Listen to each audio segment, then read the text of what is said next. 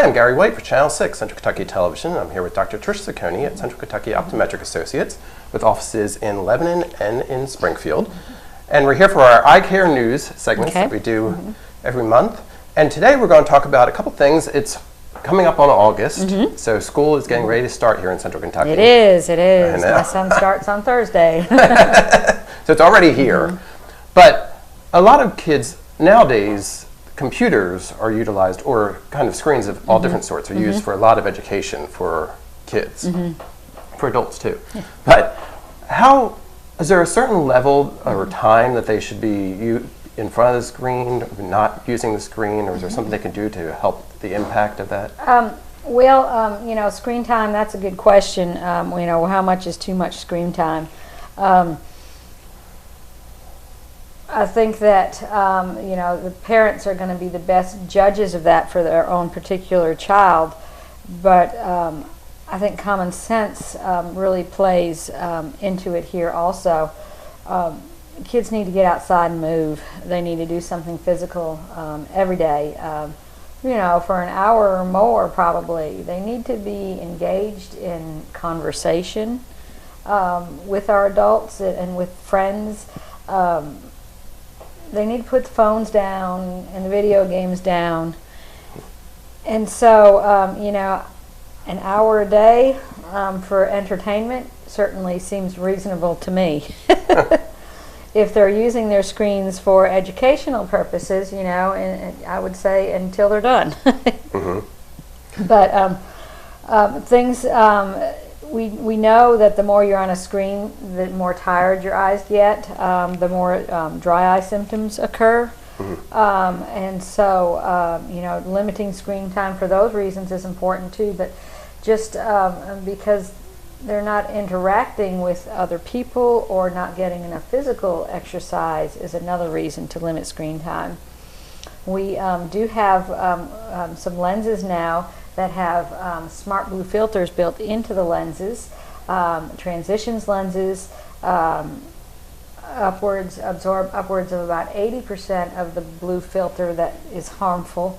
Our kids are being exposed to more and more blue light than we ever were, and there's a certain between, I think it's 415 and 455 wavelengths of blue light we think is harmful.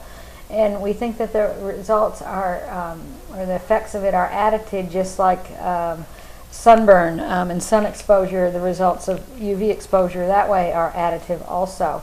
So you can get Eyezen lenses. There's some of the anti-glare coatings have additional blue filters built into them, and transitions lenses. Transitions lenses, when you're outside, will absorb up to about 80% of blue light. The Eyezen lenses about 25%, but you know, reducing your exposure by 25% certainly is better than being exposed 25% more. Right. But it doesn't again filter all of it, but it does reduce the exposure, and that's something to think about with our children because they're being exposed at such a young age to these blue lights and to these harmful wavelengths. And so what's going to happen to them when they're in their 70s or 80s is their risk of macular degeneration going to be higher. And that's something right now we really just don't know the answer to. So if a child is using their screen, are there certain things that a parent should look for to see if it is affecting them with the dry eye or something? It interrupts, you know, screen use interrupts their sleep cycle. So if they're not sleeping at night, that's a good sign. If they don't know how to converse and talk to their friends, that's another good sign. If they complain that their eyes burn, you know, that's another sign. Unusual fatigue or a lot of headaches probably stem from overuse of screens. So those are all kinds of things. But yeah, too much screen right before bed will interrupt a sleep cycle, and the kids won't, you know, a lot of kids, parents will say, yeah, my kids won't go to sleep. It's because all the blue light from the screens interrupts their sleep cycles. So they're all kind of tips. If you see any of that kind of action, you may want to make an appointment to come in here to Central Kentucky Optometric Associates. And use common sense. Take the screen away. Yeah, you know, the screens, you know, digital devices, you know, you can learn from computer devices, and we do use them as learning tools, and they are fun when you're fun playing a game or something, but we just have to learn how to use them wisely and correctly, and not to overuse them, and still keep our communication intact. I've noticed it with my own kids sometimes. They don't know how to talk to each other. They sit on the couch and they'll sit there and text each other, but they won't talk to each other. Yes. A viewer actually asked a question if we could get some more information on glaucoma. Evidently, I think one of their parents was diagnosed with glaucoma, and there's just what exactly that is. How is it genetic? Is it something that they should be worried about as well? Glaucoma is a huge topic, and we could talk about it days for end. The most common type of glaucoma is primary open-angle glaucoma, and it's a type of glaucoma where either you make too much aqueous humor in your eye or you don't drain it out fast enough, and the pressure in your eye goes up, and it causes damage to your optic nerve fibers. But there's other types of glaucoma. There's folks who have glaucoma who have normal pressures, don't have high pressures at all, but still show glaucoma atrophy of their optic nerve. Glaucoma, and part of the definition of glaucoma is atrophy or change in structure of the optic nerve that's accompanied by change in function of the optic nerve. Sometimes, but not always, associated with high pressures. So if your pressure's high, that's certainly going to increase your risk of developing glaucoma. But other things, if you're an uncontrolled diabetic, if you have sleep apnea, if you take blood pressure medicine at nighttime before you go to bed, you could have ocular hypoperfusion, and you could develop low tension or normal tension glaucoma from that.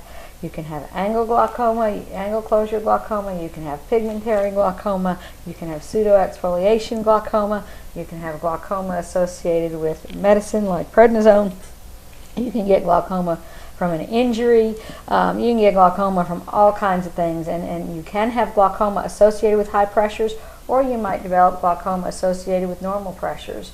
And so probably one of the most dangerous things about glaucoma, like sometimes if the pressure shoots real high, you'll have some pain and discomfort, and someone might come in and say, my eye hurts, and that might be a trigger to get them in here. But for a lot of people, glaucoma is a silent.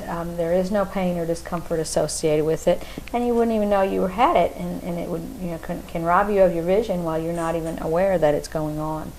And so that's the importance of coming in and getting your pressure checked is one thing, but not the only thing. You have to evaluate that optic nerve.